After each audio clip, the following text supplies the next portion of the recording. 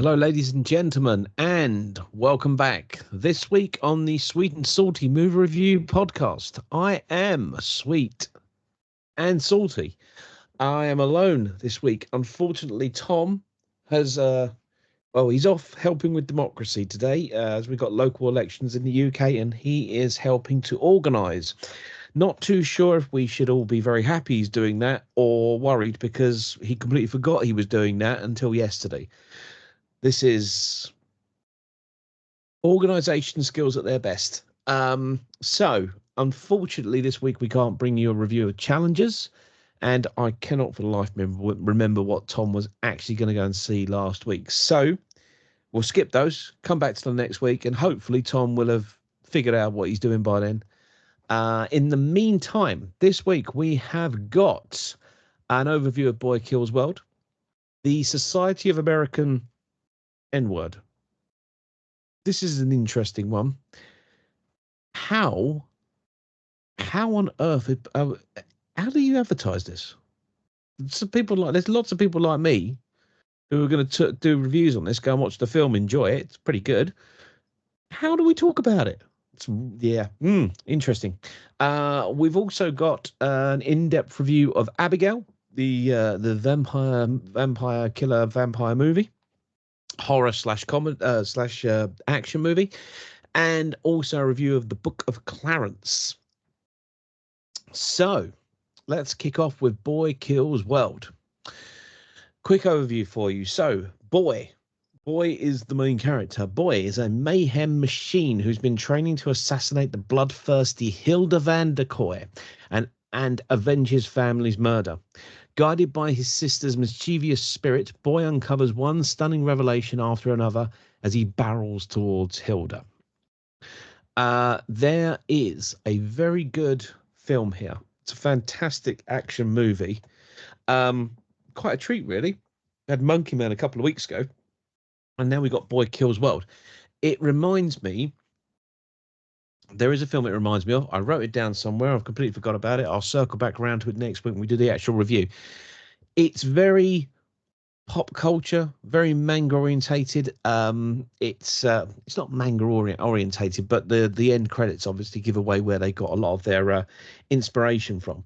It's a bit like an 80s video game has jumped to life on the screen in front of you. Boy makes his way through many enemies in order to avenge his family's death. I won't give any more than that away at this point in time. It's really, really good fun. It doesn't take itself too seriously. It was, in my mind, it was a bit like watching, as I say, an 80s video game come to life on the screen in front of me. Very sort of, if you remember Street Fighter 2, Double Dragon, Final Fight, 80s, sort of 90s kind of side-scrolling beat-em-ups, you'll get the idea what this movie's doing. It's a bit crazy. It's a bit bounce off the wall. I will say Bill Skarsgård is fantastic, and since I believe he's in New Crow, I had reservations about this about Bill Skarsgård doing the Crow, because Brendan Lee was so amazing in that particular film. It's a very hard act to follow if you're remaking it or even doing a follow-up of any kind. But Bill Skarsgård really does have the action chops. He really shows that in this movie. It's fantastic. Really worth a watch, this one. Can't recommend this one enough. I had a great time watching this in the movie, so go and see this. Brilliant. Right. I also got over to see the American Society of Magical N-word.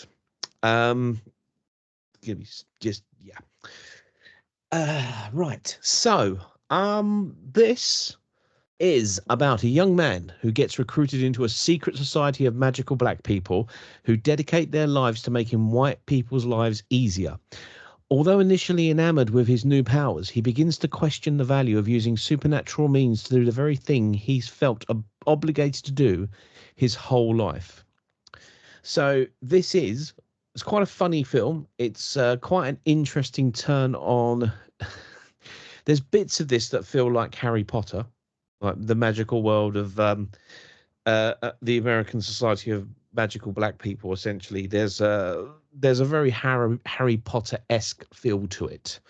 A lot of the yeah, there's a lot of nods and takes from Harry Potter there, in the way that it feels, but it overlays it with this idea that you're seeing a story from a I think from a black person's point of view here, and how they treat white people and how they see white people, and it's a very interesting take on how a society of magicians and wizards and witches, if you like, would go about helping the everyday lives of white people to benefit black people. Um, it gets a little bit bogged down in itself sometimes, but otherwise it's a pretty good paced movie. Wasn't too boring, sorry. It didn't have any boring moments. I quite enjoyed the story. I would recommend this one. It's a pretty good date night movie as well, as long as you can get around the title name on it, because obviously that's for those of you who are not who aren't watching the YouTube video, I'm very white, so that's not a word I can say. However, get past that, and this is actually a very, very enjoyable film. Yeah, I would recommend. It's a good date night movie, this one. Neither of them really recommended for kids, I don't think. This is a 12A, but yeah, not neither of them are really family films unless you've got an older family, teenagers. Right, that's this week's overviews. Good movies, both good movies to go and see. Next up, we've got Abigail and the Book of Clarence. So I'll start with Abigail. Probably, to my mind, the more fun of the two films we're going to review this week. So just as a reminder, Abigail is about a group of would-be criminals kidnap a 12-year-old daughter of a powerful underworld figure. Holding her to ransom in an isolated mansion, their plan starts to unravel when they discover their young captive is actually a bloodthirsty vampire. Abigail is played by Alicia Weir, who is really, really good, considering she's supposed to be a terrifying vampire that starts off as a sweet little girl. And she must only be about the same age, 12, 13 years of age. She's really, really good at being terrifying. She's really, really, the first half of this movie is scary. It's makes you jump kind of scary. The second half of this movie is like it's a bit more like the I wrote this down earlier. The Tarantino vampire movie, which I'm now going to have to look up. Oh, this is no good. Dusk Till Dawn, that was it. Yeah. It's kind of got that Dusk Till Dawn vibe with all the crazy action and yeah, lots and lots of exploding bodies, things like that. So let's just backtrack a little bit here. We got an interesting cast of characters. We've got Angus Cloud plays a guy called Dean. Melissa Barra from the I believe that she's in the Scream movies. She plays Joey. She's kind of our main character. Catherine Newton plays a lady called Sammy. Kevin Durand plays a chap called Peter, and Dan Stevens plays a chap called Acteur. These are our would-be criminals. And then we have young Alicia Weir playing Abigail, and these are the guys that make up for the most of the movie. Yeah, and it pretty much does what they say on the tin. They kidnap this young girl from her father's place, take her to this mansion, and then they end up getting locked in this mansion. It becomes a game of like trying to escape the mansion while the killer vampire tries to kill them. They have no idea this vampire is real. There's all sorts of weird rumors about this, this terrifying killer. They work out who her father is, which is even more terrifying because he's a very bad, um, he's a very, very bad man. And yeah, there's some obvious giveaways here as to, if she's a vampire, then who's her father? It's as I say, the first half of this movie, it's got this really great kind of Resident Evil vibe. You've got a big mansion, really creepy place, all sorts of odd things going on. There's these brilliant scenes, especially with Kevin Durand, where his character is stood in a hallway with just dark doorways everywhere, and he's sort of standing in the light, trying to keep himself as safe as possible.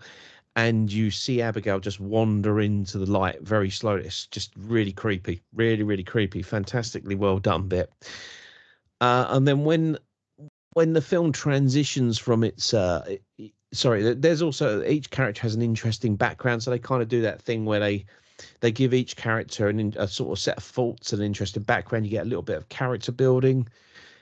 it's not why you're there for them. That's not why you're really there to see this movie. But it's good that the director and the writers gave each of these characters some kind of grounding in reality, or not in reality, but gave them some sort of grounding, because it just makes you care a little bit more about them, dislike certain ones.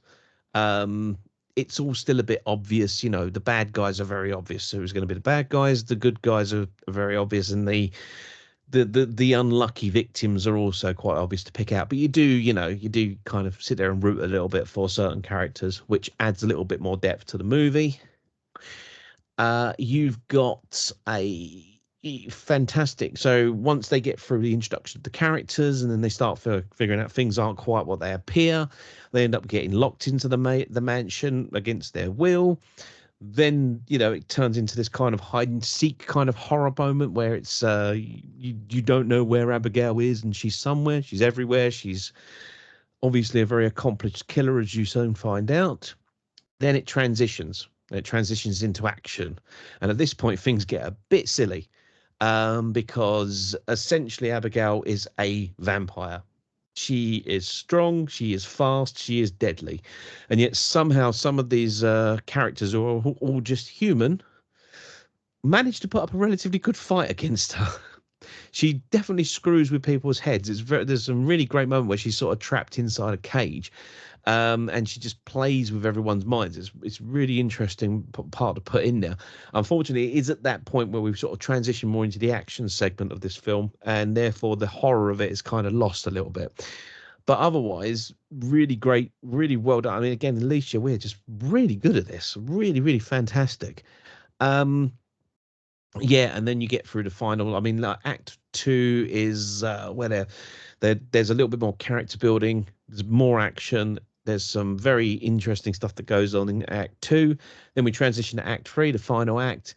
This is where it just goes at all out action. And I think, honestly, I think they filmed two films here. I think they filmed one where there would be more of a even fight scene between the vampire and the humans, and ended up with a fight scene where essentially Melissa Barrett's character, she sort of stands there and goes, "Come on, then we'll have a fight." She does that whole heroic thing where she sort of goes, "Okay, I'm ready for you," puts her fists up, and then gets her ass handed to her. It's like, what's going on? Why would you do that? It doesn't make any sense. You can't beat this thing. It's nigh on invincible to beat. You might be a foot and a half taller than her, but you are still a puny little human.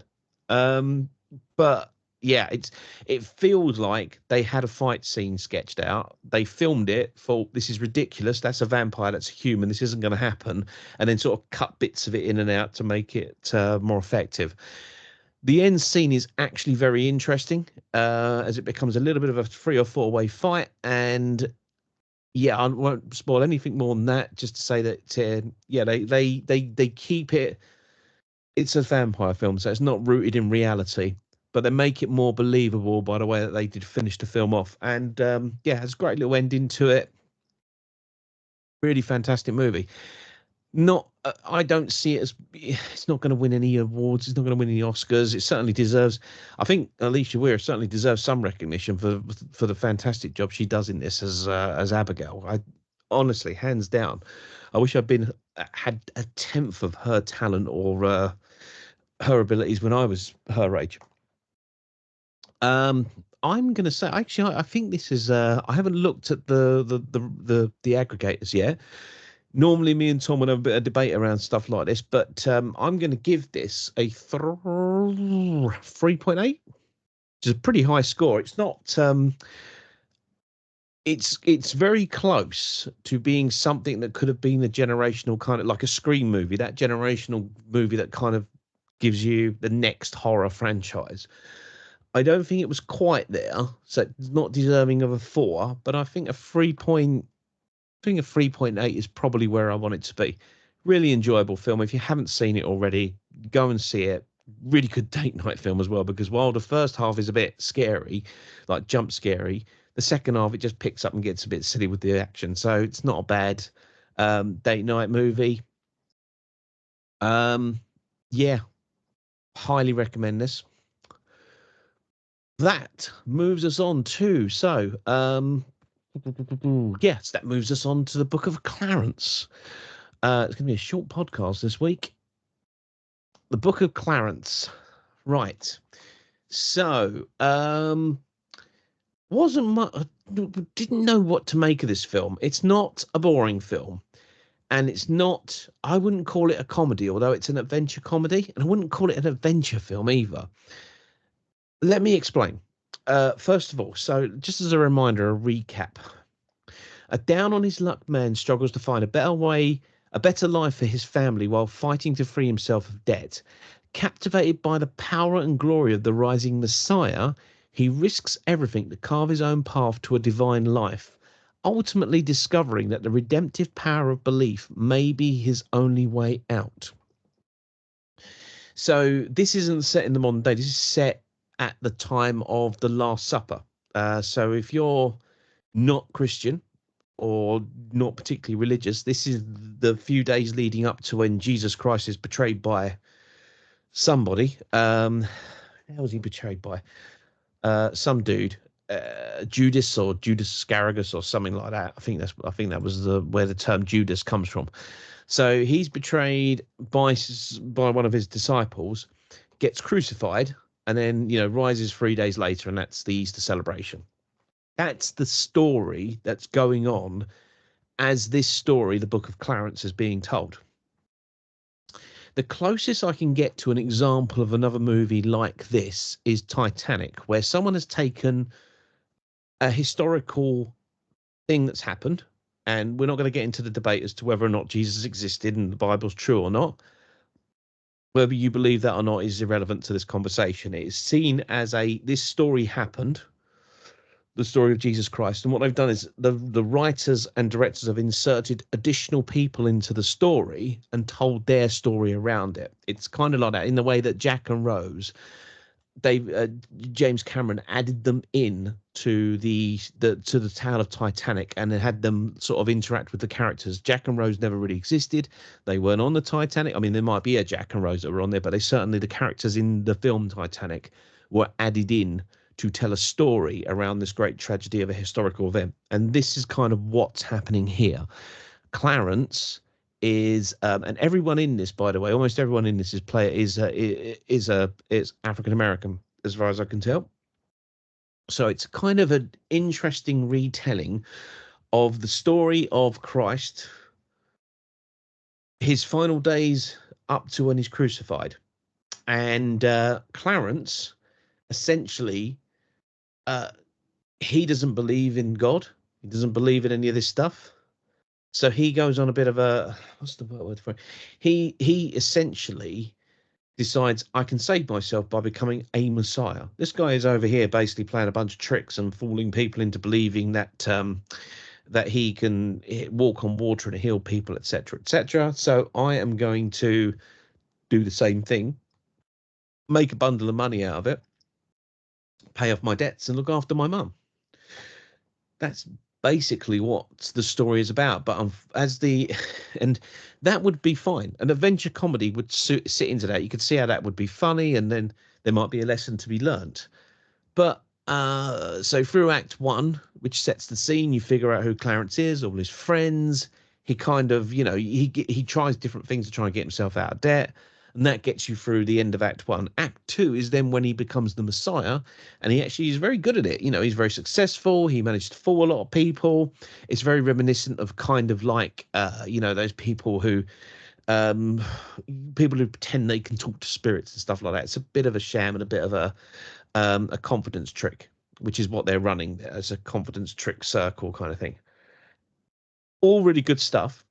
Then Act 3 is when things start to change from a comedy adventure into quite a serious film, where Clarence essentially learns that God is real.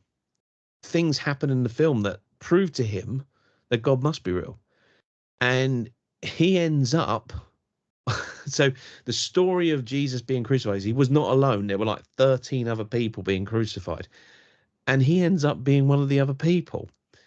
And I'm cutting through lots of the story shows. I don't want to spoil it if you haven't already seen it. I'm giving away big points of the plot, but essentially you can still go and watch this film and follow it along without me having given everything away. But there's a very interesting the story goes into the idea that Jesus was not one person, nor was he white or black. And that's why there is Benedict. I mean, James McAvoy is in this as the Roman legionnaire, but it's Benedict Cumberbatch's character, which again I won't spoil too much, who kind of makes the connection, and you find out that actually Jesus, Clarence, and Benjamin's the name of the character. Benedict Cumberbatch's character all come to represent kind of stereotypes that we see in the modern world. You know, the white man that wants nothing but wealth, the black man under the heel, the misunderstood kind of Middle Eastern man. And it's interesting how the tale shows how, you know, we maybe how historical events could have gone and why we see them the way we do today, why we see Jesus as a white man when this was, you know, that part of the world. If you were born in Bethlehem in that part of the world, you wouldn't have been white. You would have probably been more tan. You know, you're just not going to look like me. It's too much sun.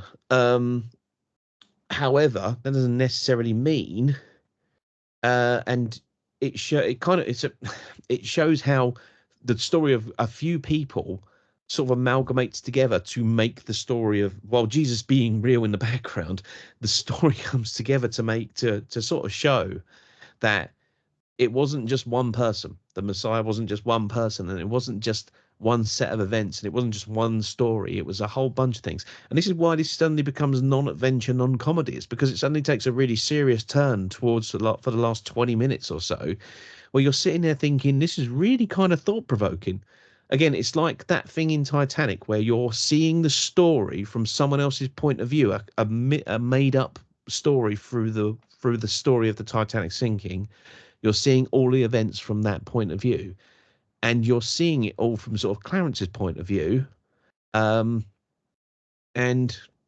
yeah, it's a very interesting, very, very interesting film. So the first part one, very funny, very interesting. Love the way they set the story up. Part two, again, comedy and adventure there, you know, as they're traveling around that part of the world, basically on a confidence trip, on a confidence hustle, I think is the right term for it. But Act Three becomes a rather deep, meaningful story that's trying to show the world it doesn't matter who you are or where you're from, we all have this kind of in common. And it's kind of a bit of a beautiful thing, whether you believe, whether you're religious or not. The message here is basically, I think the message here is kind of, you know, we're all the same, and events that happened 2,000 years ago happened probably not the way we think they did, but the outcome was still the outcome. We are still where we are today. I think that I would give this a solid 4.0. It's really it's a very interesting film, and I would highly recommend everyone have a look at this. I'm not sure it's going to be for everybody. I think if you are particularly religious, you might take some small offence, and I don't know why you should, because even if you are dedicated to the religion in that way, surely, isn't it? I don't know, one of those things that you forgive people for taking their own view, and you listen, you accept other people have their own point of view. Oh, no idea. Um, as a as a film, it's really interesting. It really is. It's a fascinating look at the world, and it's a fascinating look at the story of Jesus Christ's death, but not from the traditional way that the Bible would tell it, or the traditional way that maybe a Christian father or member of the church would tell it. Um, yeah, I think that's where I want to be on that one. I'm going to give it a solid 4.0. and I'm really, really happy with that film. I'd highly recommend that for everyone to go and have a look at. And I'll put my neck out and say, it doesn't even matter, even if you're kind of, even if your faith is strong, it's still worth a look, and because it's quite thought provoking. Right, that brings us to next week, and considering Tom is not here, I'm going to pick the movie. So, there's two up. Love Lies Bleeding, which is a fascinating looking film and a bit off the wall. Or we've got Fall Guy, which is just looks like a fantastic, funny action movie. I know that Tom doesn't want to watch the Fall Guy, so that's the one we're going to go and watch because he didn't turn up this week, so he doesn't get a choice. Ladies and gentlemen, we will be back next week, probably with Tom, unless he's organised something else to do on Thursday night. Otherwise, thank you very much for joining us. A bit of a short one this week, but that's because I'm just talking to myself here. And yeah, it's always more difficult to sit here and waffle to yourself. Thank you very much for listening. See you soon. Good night.